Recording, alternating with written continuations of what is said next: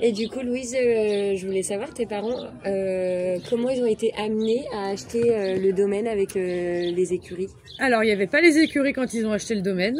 En fait, avec ma sœur, on était toutes les deux dans les chevaux. Moi, je sortais de mon lycée d'équitation où j'avais obtenu mon BEP. Donc, du coup, je pouvais monter une structure équestre. Et ma sœur, elle, avait pas le BEP, mais par contre, avait passé le BPGEPS et du coup, pouvait également enseigner et monter une structure équestre. Elle pouvait être monitrice et moi j'avais les subventions pour monter la structure équestre vu que j'avais le BEP élevage. Et en fait à la maison dans le 45 on avait du coup notre toute première jument qu'on nous a donnée. C'est une jument que ma sœur elle montait et en fait le propriétaire de cette jument s'est suicidé et les parents ont donné la jument à ma sœur parce qu'elle s'en occupait très régulièrement. Et comme le mec était célibataire, qu'il avait personne et tout, et que c'était sa jument, c'était son bébé, on nous l'a donnée. Donc, elle était à la maison, on voulait absolument lui faire un poulain parce on voulait plus la monter pour la faire chier. Et du coup, on a fait naître une pouliche, la première, dans un premier temps, dans le 45. Et du coup, on a voulu faire ça avec ma sœur. On s'est dit, on va faire un élevage, on va faire naître des poulains. Et mes parents voulaient se barrer du 45 à ce moment-là. Mon père voulait absolument aller en Bretagne et ma mère elle s'est rendue compte que si tu veux acheter des terres en Bretagne, eh ben faut acheter le château qui est au milieu. C'est obligé en fait. Il n'y a pas de terre à vendre en Bretagne, sauf s'il y a le château au milieu. Et du coup ils ont acheté ça, une bouchée de pain parce que c'était pas près de la mer et du coup pour les vendeurs ça n'avait pas de valeur.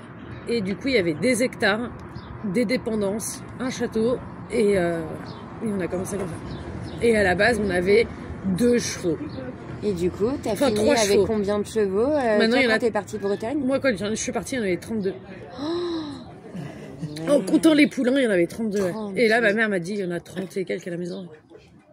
Du coup, ta sœur, elle continue Ouais, elle continue, mais il y a des juments qu'elle fait plus reproduire.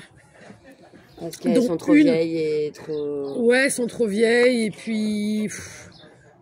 faut leur foutre la paix. Là, nous, on en a une que ma sœur a achetée il y a quelques années. Elle nous a fait 2 poulains.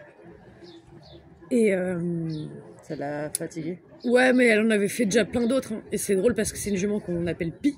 Donc, tu sais, c'est les taches. Ouais. Ceux qui ont des taches marron. Et en fait, dans le monde du sport, genre, c'est très... quand tu arrives sur un terrain de concours, tout de suite, tu vois que ce cheval-là. Parce qu'il y en a très peu. En fait, normalement, c'est des poneys qui ont des taches.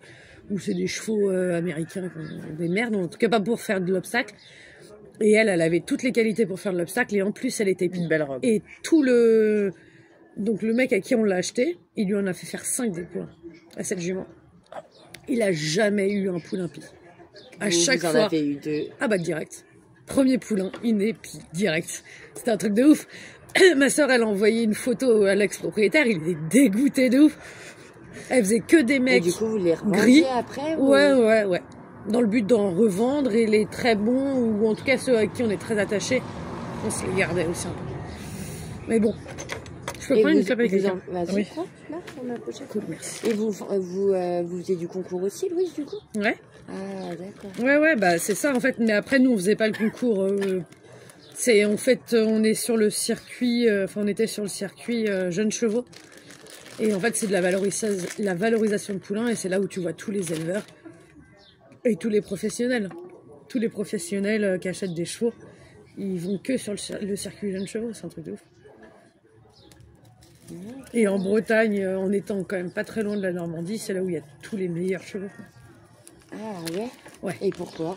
Parce que l'herbe est bonne. L'herbe est bonne. Ah ouais, c'est comme les vaches normandes. Si les vaches, si le lait normand, le beurre et tout, ça vient de là-bas, c'est parce que l'herbe est grasse et qu'elle fait du bon lait. Et c'est pareil pour les chevaux. Parce qu'il pleut tout le temps. Mais oui, il pleut. Mais en fait, c'est pas qu'il pleut tout le temps. Et la Normandie, c'est un peu pareil. C'est qu'il pleut énormément. Il y a toujours de l'eau. Mais c'est surtout qu'en Bretagne, tu peux passer de très pluvieux à très beau, à très pluvieux, à très beau. Bah, ils disent la plupart du temps, les Bretons, c'est que tu peux avoir en une journée les 4 saisons. Ah, tu peux avoir les 4 saisons dans une journée. Ouais, et au printemps, automne, tout, l'herbe, elle est magnifique. C'est verdoyant de ouf. Du coup, le domaine, vous êtes parti en Bretagne, du coup, en quelle année, Louise? Là, quel âge, toi? Attends. Je vais avoir 34, donc j'avais 23. Quand on l'a eu, j'avais 23 ans. Donc du coup, toi et ta soeur, vous en avez fait votre métier. Enfin, c'était... Plus sa sœur. Bon, en tout cas, le truc, c'est qu'après, elle a beaucoup plus investi dans les chevaux et tout que moi, ça c'est sûr. Moi, ma jument à moi, j'ai jamais racheté de chevaux après ma jument. J'en ai monté, mais j'en ai pas jamais racheté. Et juste ma jument, je lui ai fait faire 2 poulains. Le premier, jusqu'à ses 3 ans, une perle. Un amour, c'était vraiment le cheval hyper gentil. Et par contre, dès qu'on a commencé à monter dessus, sur le plat et tout, il était hyper gentil, il s'est débourré hyper vite. Et dès que tu devais le faire sauter, il paniquait, il faisait demi-tour, il se mettait debout. Mais ma soeur, elle avait jamais vu ça. Et je l'ai vu se prendre des gamelles. Et on a fini par le revendre assez peu cher. Parce qu'il fallait lui filer à un professionnel et qu'on s'en débarrasse. Parce que franchement, on pouvait rien en faire. Et le deuxième, pas trop de chance. Je prends le... Moi, j'ai toujours adoré les petits chevaux, voire les poneys. Et ma jument était assez petite. Et moi, elle avait de la valeur parce qu'elle sautait vraiment très bien, ma jument. Et elle aurait fait quelque chose comme 5 cm de moins. Elle valait 4 fois plus. Parce qu'elle passait dans la catégorie poney. Et un poney qui saute comme ça vaut très très cher. Et du coup, je me suis dit, je vais la faire reproduire avec juste le meilleur poney qu'il y a sur le circuit. C'était Dexter Linpondy. Meilleur poney du circuit. Qui était pareil à 2 cm d'être un cheval. Et en fait, elle a chopé une infection quand elle était en pleine. Enceinte. Ouais. Et il est né à 9 mois et demi au lieu de 11. Sauf qu'il du coup, il n'était pas fini. Elle a fait une placentite, infection du placenta. Enfin, ouais. Le poulain est sorti, donc 1 mois et demi avant clairement le terme. Et il est né, il avait une patte complètement tordue. Et on a réussi à redresser vachement. Sa croissance, ça s'est stoppé assez vite, donc il était petit. Catégorie poulain. Ouais, il était... Ouais, mais il y a 3 catégories dans les poneys. Les petits poneys, les moyens et les grands. Et en fait, nous, on pensait qu'il allait être dans la catégorie des grands poneys. Et non, il était... Après, c'est une catégorie qui est assez rare. Et il était muet. Impossible d'année. Parce qu'il est né avec une fente palatine, mais énorme. Donc pendant des mois, moi, je le portais pour qu'il aille téter. Et en fait, je regardais, je contrôlais ce qu'il mangeait parce qu'en fait, tout ressortait par le nez. Dès qu'il buvait, il n'arrivait pas à se lever à cause de sa patte tordue. Donc moi, toutes les heures, je me réveillais. J'allais le lever pour le mettre à la mamelle et pour le tenir la tête bien en l'air pour pas que ça passe par le nez. C'était assez compliqué et au bout d'un moment, la fente palatine a commencé à se refermer, comme un bec de lièvre en fait. La fente palatine s'est refermée, pas entière, enfin quasiment entièrement, mais il était muet, il était incapable d'énir. Alors il faisait comme ça et c'était une charogne. Mais quand il avait 2 ans, 1 an et demi, 2 ans, je rentrais avec une pelle dans le pré. Sinon il te chargeait, il t'attaquait. La pelle. J'ai dû lui mettre des coups de pelle pour qu'il se barre. Et alors avec moi, à un moment donné, comme c'était le mien et que j'allais beaucoup avec lui, qu'il me voyait beaucoup avec sa mère et tout, ça allait mieux. Mais c'était une charogne, un caractère. Du coup, il a souffert quand il est né. Il a souffert et tout avant. Une charogne. Désagréable au possible. Et j'ai fini par le revendre quasiment le même prix que celui qui était normal. Pour une famille, on est allé voir. Parce il aurait jamais pu faire de sport ni même de club en fait. On avait déjà essayé de le mettre chez un pote qui avait un club et il a dit mais non c'est pas possible, il est trop désagréable en fait parce qu'au bout d'un moment sa patte c'était vraiment on en avait chié. Moi le veto il m'avait dit de lui mettre une attelle ou en fait vraiment un tube, de fabriquer moi-même une attelle avec une gouttière rembourrée pour en fait lui tenir la patte droite pour que ça finisse par redresser son solide. Et moi je lui dis non c'est mort, je fais pas ça au poulain, il va me péter un câble en fait des mois avec une gouttière où il peut pas plier la patte, tu vois. Il pouvait pas se coucher tout seul, il pouvait pas se lever tout seul, sinon enfin ça aurait été un bordel.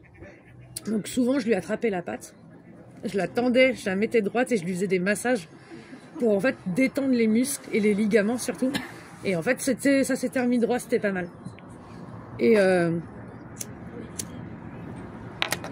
mais il trébuchait assez facilement. Et un jour, on l'a mis sur le bon coin. Et je l'ai vendu 3000 balles. À une famille qui avait un petit Shetland qui était trop grand pour leur fille. Et genre, c'était dans leur pré, quoi. Et on allait visiter le pré, on allait voir et tout dans quel endroit il aurait pu être. Et puis on leur a vendu. Ils m'ont fait un virement instantané, 3000 balles, bim. Enfin bon, voilà. Mais après, on en a fait naître des super par contre. Mais ouais. Et ta soeur, là, elle est toujours au taquet avec... Bah ouais, oui. Ouais, elle est toujours au taquet, mais obsessionnelle de toute façon. Ouais. Et en fait, il faudrait qu'elle en fasse moins, surtout. Là, il y a 8 naissances encore qui arrivent cette année. Ah, purée. Et 8 naissances, et là où elle est déjà un peu plus toute seule, mais il y a 2 déjà 8 naissances. Moi, quand je suis partie, on en faisait 8 à la saison. C'était chaud. Ouais, c'est chaud, c'est pendant des nuits entières, tu les veilles les juments. Ouais, bah ouais. Tu dors pas en fait. Tu te réveilles toutes les demi-heures pour voir si elles sont pas en train de... Parce que nous, on n'est pas du genre à les laisser dans leur champ se démerder. Ouais, faire naître un poulain, ça vaut hyper cher déjà. Il y a tout le suivi gynéco de la jument, avant, pendant et après. La semence de l'étalon qui vaut, si tu veux un bon étalon pour faire vraiment du sport et tout, ça coûte 2000 balles si tu veux. Enfin, ça peut coûter très cher. Ouais, ça vaut énormément d'argent de faire naître un poulain déjà. Et du coup, bah non, tu les laisses pas se démerder en champ. Ouais, ça c'est sûr. Tu veux que le poulain tout de suite, tu cicatrises le cordon, tu regardes la jument si le placenta est complet. Enfin. Puis tu laisses pas ta jument que t'aimes galérer à pousser pendant des heures. Enfin, dès qu'il y a une contraction et qu'elle commence à pousser, bah nous on tire. Ouais. Vous avez dû apprendre à faire de la débrouille et tout. Bah les premiers, je peux te dire, on faisait pas les malines. Et puis après t'as un rythme. La première, heureusement la première, elle nous a fait un poulain qui était tout petit parce que le père était un poney aussi. Ouais. Et du coup elle l'a sorti hyper facile. Le poulain il est né, il était parfait. Donc ça nous a fait un premier, et après on s'est entraîné, on en a fait naître beaucoup, donc au bout d'un moment t'es rodé. Et tu vois quand la jument elle va pas bien, tout de suite. Tu vois si elle met trop de temps à se relever, si en fait elle continue à pousser trop longtemps après, si le placenta il met trop de temps à sortir. Parce que vous avez déjà eu des juments qui sont décédées après un accouchement. Décédées non, moi non. Mais enfin, infection et tout ça, ouais, c'est ce que... Infection on a déjà fait, une jument qui a délivré le placenta. Et en fait, bah, quelques heures, une demi-journée, voire une journée ou deux après. Il y en avait encore. Bah ouais, et en fait, tu sens que la jument, elle est pas comme d'habitude. Elle a de la fièvre, tu le sens direct, tu le vois. Prends la température, tu vois qu'elle a de la fièvre, c'est qu'elle est en train de faire une infection parce qu'il reste un morceau de placenta. Ou même si la jument, elle a fait la délivrance, mais en fait, elle a tellement mal qu'elle continue à pousser. Et là, en fait, à un moment donné, elle peut sortir ses organes. Ouais. Si elle continue à pousser comme une malade. Donc bah là direct on avait un picousse de morphine. Non, c'est pas de la morphine qu'on leur mettait, c'était juste un calmant enfin c'est pas de la morphine la molécule. Mais un truc qui est sous kétamine. Non, pas kétamine, kétamine ça les couche. Codéine. Non mais ça doit être un substitut de morphine qui fait que du coup elles ont plus mal et elles arrêtent de pousser. Ouais. Mais après des mises bagalères, on en a déjà eu aussi, ouais. Des charmants, des trucs et tout. Oh. Enfin bon. Tout un monde.